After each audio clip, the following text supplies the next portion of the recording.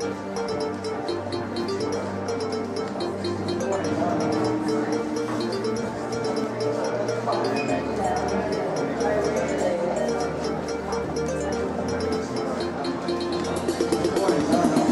Institute of Fundraising has been really pleased to work with FastMap on this research. It's the first time we've done something like this where we've looked at a significant amount of donors and their engagement with different channels. No one channel is dominant, and each channel has its strengths and each channel has its weaknesses.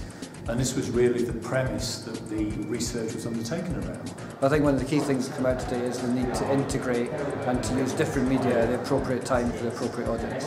I think from a long-term perspective for the Royal British Legion, this is going to raise quite a few new questions for us. I think from a sponsor's perspective, we're seeing a piece of research that is definitely needed and has a valuable contribution to the sector as a whole.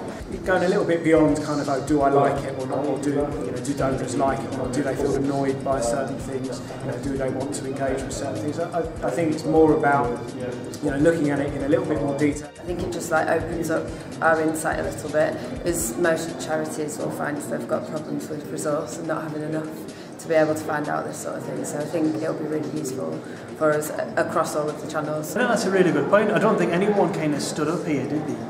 Kind of thinking about, well, this is my channel, and when we're against social or against direct mail.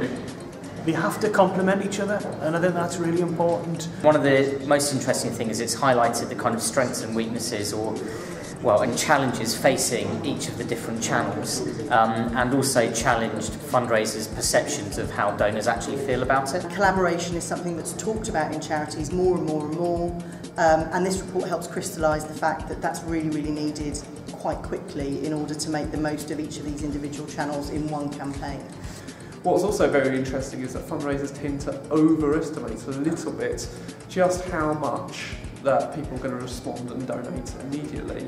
Often what we're actually seeing is people are more likely to perhaps share with others or to donate and respond later.